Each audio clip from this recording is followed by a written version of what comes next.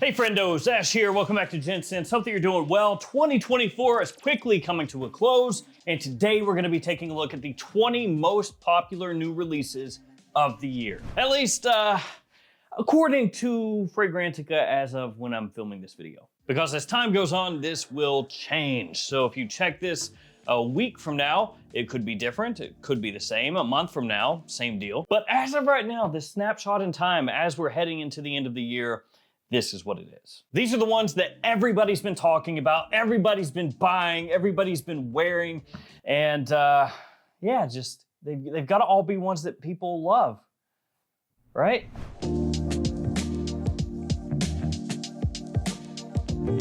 All of these will be linked down below in the description. Let's jump straight into it with number 20, which is actually a Middle Eastern exclusive fragrance, so it can be a little bit difficult to find in the US. You're gonna have to look at discounters most likely. You know, Fragrance by JOMASHOP, you could possibly find it on eBay, but I'd rather shop at a discounter personally. It's this one, Emporio Armani's Stronger With You Tobacco. And I do think this is a really good release. Essentially, if you like Stronger With You, then you should like this one because it's what it says it is on the front. It's Stronger With You with tobacco. Price-wise, even at discounters, it's gonna be a little bit pricey, typically 140 bucks or so if you can find it. On top of tobacco, it's got vanilla, cinnamon leaf, the chestnut you would expect in a Stronger With You fragrance, pink pepper, black pepper, some woody notes as well. Very warm, sexy, spicy, and sweet with good performance.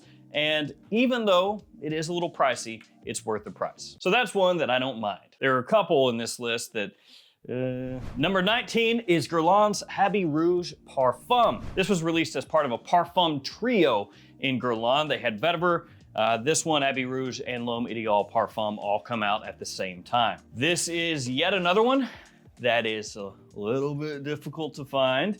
Not very easy to pick this one up in the US. It's another one where you're probably gonna have to shop at a discounter, and chances are it's probably sold out whenever you go to look. So you're gonna probably have to put in your email address and ask them to let you know when they get it in. It's definitely going to appeal more to middle-aged guys and older. It does have more of a throwback feel to it. In terms of notes, it's got vanilla, rum, patchouli, and bergamot. Also has a leathery aspect to it. Very high quality. Once again, good performance. I mean, just take a look at that. Dark, rich, ambery color to the fragrance. I think it's classy, sexy, mildly sweet. Definitely going to appeal more to a smaller group of people overall, but for the people that do like that, it is just banging.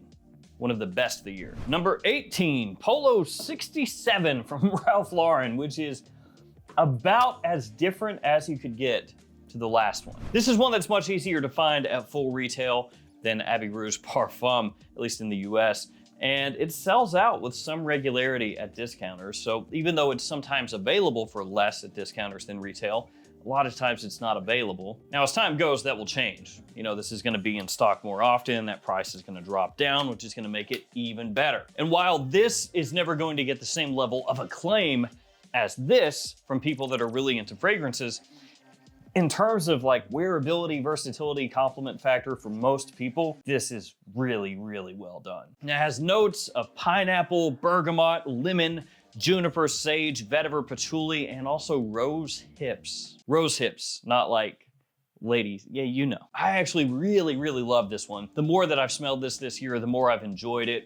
It's probably one of my top 10 favorite releases of the year in terms of designers. Again, yes, it's a little more on the simple side, the more wearable, versatile side, but that's what I love it for. As a daytime fragrance during spring and summertime, this stuff is fantastic. Also office safe, just really easy wearing. As I said 12 times. Number 17, Le Male Lover from Jean Paul Gaultier. Now this is one that didn't get met with a huge amount of love when it first dropped. And it's also one of those more simple fragrances, one of those fragrances that's not trying to be earth-shattering or anything like that. In terms of notes, this one has black pepper, finger lime, sea notes, ambergris, vanilla, and woods. Also a bit of a muskiness, and the way that the vanilla comes across is more powdery, clean, and fresh than it is like really deep, rich, warm, and sweet. As I said, very fresh and clean, more of a spring, summertime, daytime fragrance. Actually a good compliment puller, extremely versatile, easy to wear once again. It's not gonna hit as hard as a lot of the really popular Jean Paul Gaultier,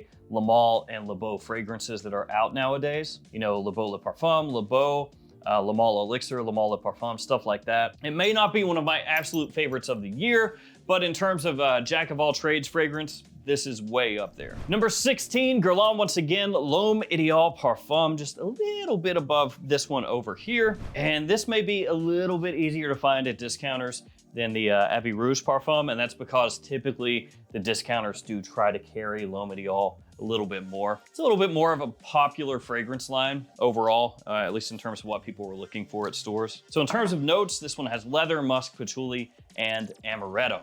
So it's got a little bit of that boozy sweetness off the top, and it has that almond feel as well coming across with the amaretto. It's gonna remind you, of course, of some of the other fragrances in the line, like L'Homme Ideal Extreme, or maybe the original Eau de Toilette, maybe even the Eau de Parfum. Fantastic for fall and winter time. Really, really, really good release. Doesn't necessarily change up the L'Homme Ideal DNA a whole lot. You know, it's not shaking it up. It's not giving you something extremely unique when you compare it to the other ones in the line, but it is still done with great quality, great attention to detail. And during fall and winter time, you can do a lot worse. That's really, really, really, really good. Number 15 is Liquid Brune. Yeah, Liquid Brune. French Avenue or Fragrance World.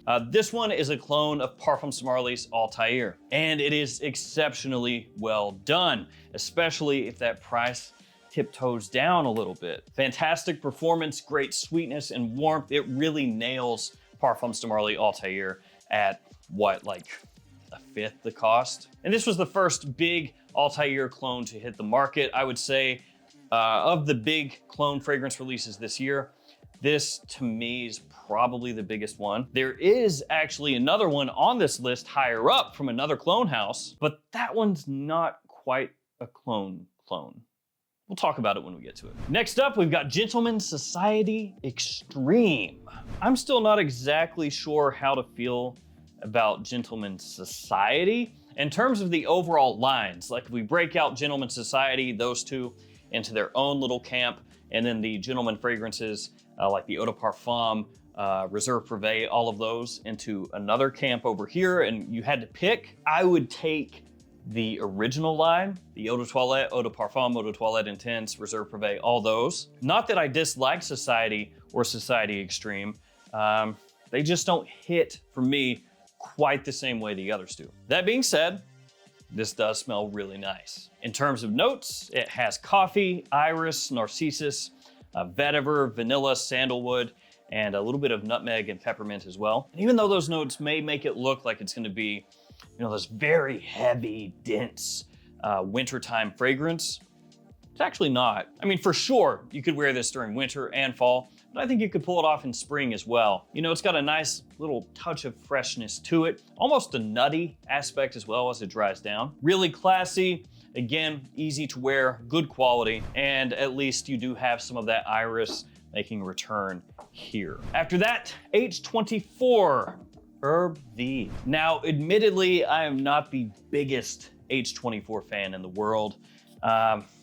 I give them credit for trying to do something a little bit different, definitely new in terms of Hermes, but there are aspects of the H24 fragrances, the way that they hit, that just doesn't always work for me. The opening is a bit sparkly, extremely green. I actually really like the opening, and I think of the three, that one has the opening that I like the most, talking about the Eau de Toilette and Eau de Parfum. Then as it dries down, it's not quite as appealing as the opening is to me, but it definitely stands out amongst all these other fragrances, kind of doing its own thing. So I gotta give it credit for that. Next in the list is Myself Le Parfum, which you would think would probably be ranked a little bit higher, but at least as of right now, it is not. The original Myself was absolutely enormous. When that fragrance came out, it just shot up the bestseller charts, became one of the most popular men's fragrances in the world almost overnight. And Myself Le Parfum is similar in a whole lot of ways to the original Myself, only essentially darkened up and made better for cool weather. And this is another one of those that actually, the more I smell it, the more I like it. So in terms of notes, it has that orange blossom that it's gonna carry over from the original Myself, touch of pepper in there, amber, patchouli, woods, and then a bunch of vanilla. Technically, bourbon vanilla. The longevity is solid, the compliment factor is there, it's extremely easy to wear once again. Typically, really popular fragrances are going to be more versatile and easier to wear. That's why they're popular. People buy them and wear them all over the place. If you like myself, you should really enjoy this one. And even if you didn't like the original myself, there are actually some people I've heard from that didn't, and they love this one. And this is one I like a lot. This would be, I would think, in my top 10 of the year in terms of designers. From there, we move to another flanker and another huge line, Acqua di Gio Profondo Parfum. This is one I was really looking forward to, and kind of a letdown for me, at least when it first came out, the first impressions, because I'm a massive fan of the original Profondo and also the new version of Profondo Eau de Parfum. So you're giving me a parfum iteration of Profondo. Nice, nice. It's got aquatic notes, labdanum, mandarin orange, mimosa, and patchouli, a pretty simplified note breakdown overall. That's really the main drawback for this one, is just, I feel like if you're wanting something that is more sweet, fresh, easy to wear, with a little bit of minerality to it, you go Acqua di Gio Profondo Eau de Parfum.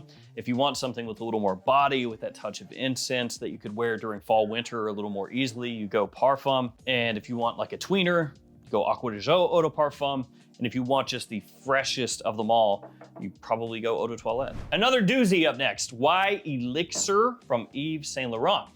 This one is another one that kind of disappointed me when it came out, and it's for a few reasons. First off, the price. It is expensive. It is not at all an affordable scent. And I know that some people were like, that's fine. You know, when it comes down in price at discounters, then it's gonna be worth it. The issue is, I don't know that it's ever gonna come down enough at discounters for me to feel like, that's a really good buy. As of this video at discounters, it's still regularly about $140 for a 2-ounce size bottle. I mean, some people for sure would say, you know, that's a good price, but yeah, it's pricey. In terms of note breakdown, it has lavender, geranium, oud, and frankincense, but not really a whole heck of a lot of oud here. And when it was first announced, it was basically pitched as this is the ultimate Y, the highest quality ingredients. You know, it's gonna have this little bit of a dark oud edge to it. It's gonna smell just absolutely amazing.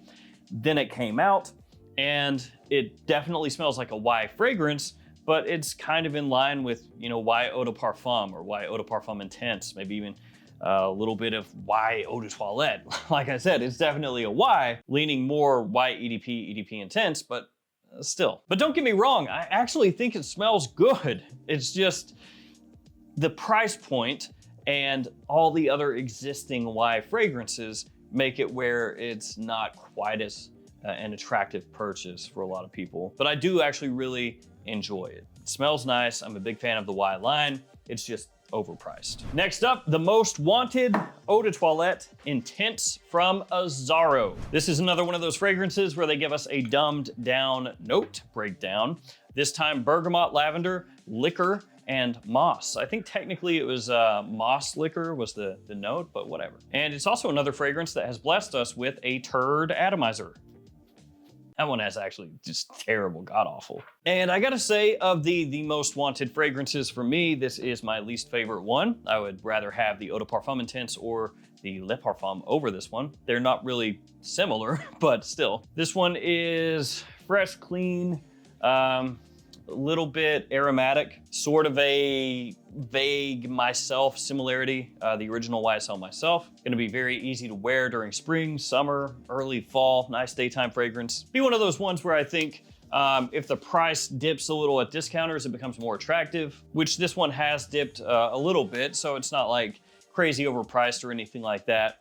But if it dropped a little bit more, I think that would make it a better purchase. All right, number 8, the Scent Elixir, which is one that I actually like a lot. This one has great performance, lasted a long time. I just launched tester strips everywhere. I was trying to be smooth, having them right over here, like on the edge of the computer. And I was actually thinking about this just the other day. I was like, you know, 2024 has had, I feel like, a pretty good amount of nice releases. Then I started to look at everything and I was like, oh, I wonder if it's kind of top heavy, you know, like some of the better releases from the year. And some of these here could be included in better releases, but maybe they skew it in my mind a little bit, make me think it was better than it was, because I start going through and go, ooh, yeah, actually some of these were not so good.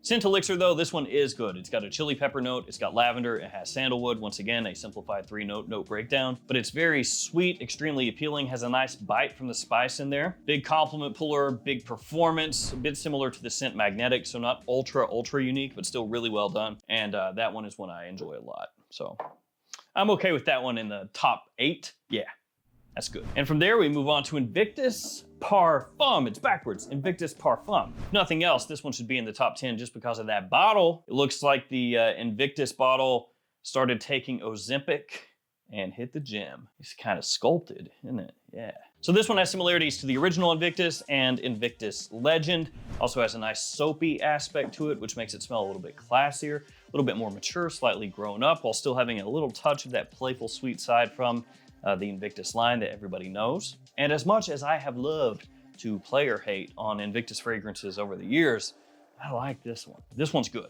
This one's real good. It's a pretty much year-round fragrance, daytime or evening, so you get great bang for your buck with this one. It's got cashmere, musk, sandalwood, that soapy aspect I talked about, aquatic notes, lavender, pink pepper, good performance, just a lot to like about this one. So yeah, I'm down with this. And then somehow, some way, the next fragrance is Assad Zanzibar from Lattafa. Remember I talked about there was one fragrance in here that was kind of clone-ish.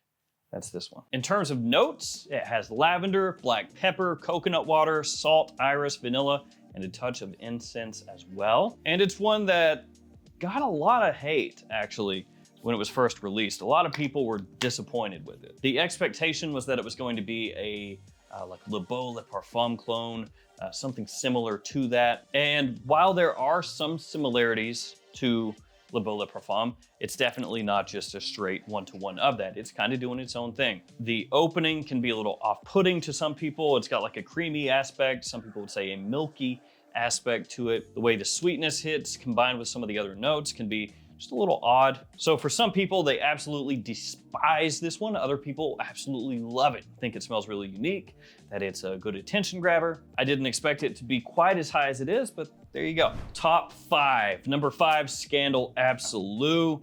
Yeah, that's real good. Really good.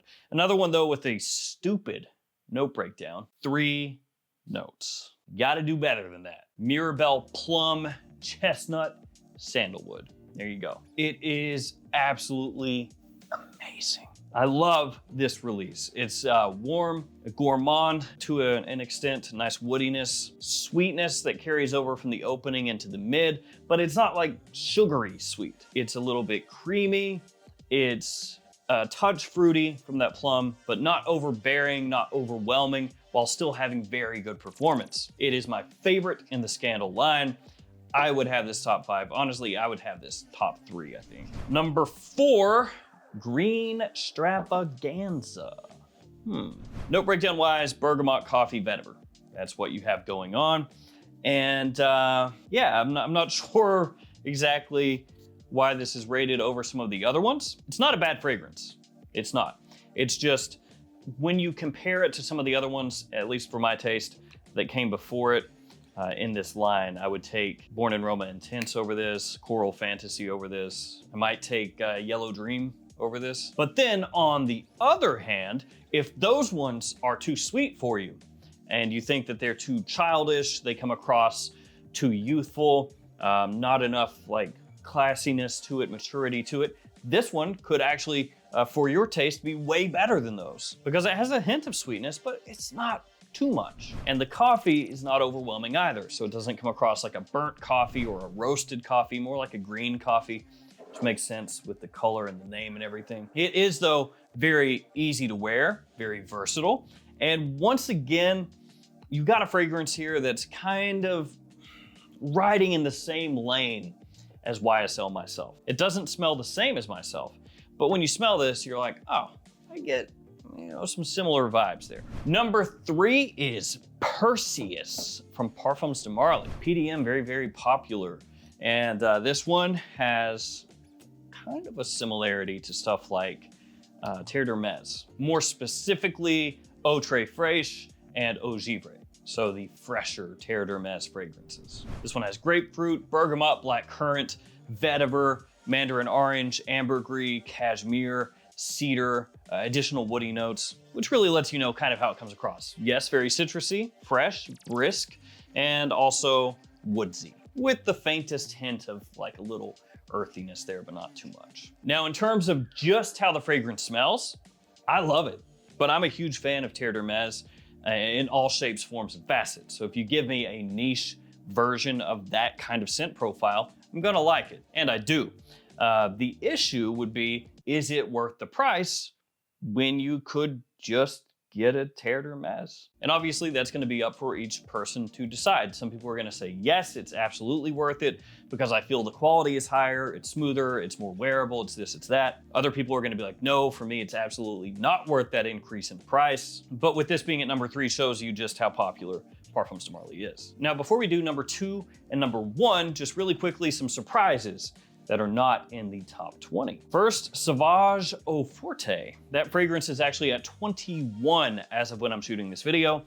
You would think it would be higher because it's a new Dior Sauvage, but because of some of the things along with that fragrance, it is not quite there. By that I mean the difference in smell, the new perfumer, the alcohol-free formula, all that stuff. Luna Rossa Ocean Le Parfum is currently in 25th. And then the new Allure Homme Sport Super Leggera is in 26th, and in 27th, Boss Bottled Absolute. For me, I would have maybe had the expectation that the new Allure Homme Sport or Boss Bottled Absolute would have made it into the top 20, but they are not, they're just outside. The new Amen Phantasm is number 31, so Amen coming back, but can't crack the top 30. And then the new Million Gold, actually way further down still. Also, Hawass Black, way down. And Eros Najim is as well, but that one came out not very long ago, so it's not had much time to ramp up. Number 2 is Eros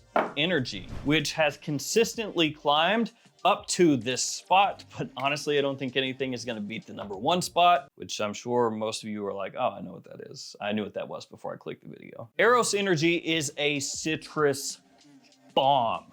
A lot of citrus. I mean, just look at the note breakdown, right? It has lemon, blood orange, grapefruit, lime, bergamot, and mandarin orange in the opening. They basically tried to put every form of citrus that they could in here. It's also got pink pepper, black currant, amber, oak moss, musk, and patchouli. Some people have found a little similarity to Creed's Aventus in here. To me, it's a little bit closer to Aventus Cologne, at least in terms of how it opens up. If you spray it side by side, you'll pick up that similarity. Then as it dries down, they do go their separate directions and become different fragrances, of course. This one, I think, is really going to be dependent on the price. If you pick this up from a discounter for a pretty good price, I think it's an absolutely killer spring and summer fragrance. I love the way it smells. My wife loves the way it smells.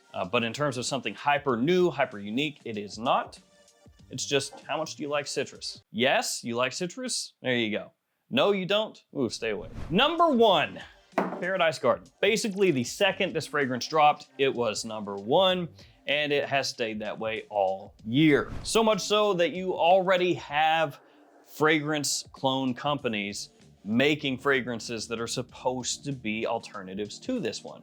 Like Lattafa just came out with one, Nausea Intense. That is supposed to be a similar fragrance to Paradise Garden. And I do love how it smells a lot. Like the first time I smelled this, absolutely fell in love. I still do love it. Easily one of my favorite releases of the year. Very sweet.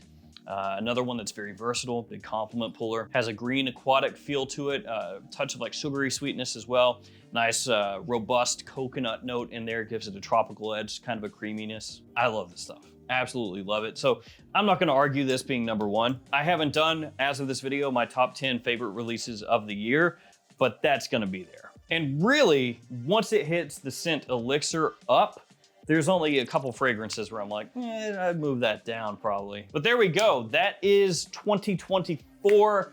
As of now, a snapshot of the year, the top 20 most popular fragrances that people have been talking about. Let me know of these, which ones you think are in a good spot or you would move up or down. And also let me know what you think, 2023 versus 2024, which one is better? Because I'm gonna do a matchup here soon, and I'm not not sure which way it's gonna go, but might be 23, I don't know. We'll see. Thank you guys for hanging with me. Stay safe out there. I'll see you tomorrow with another fragrance video. See ya.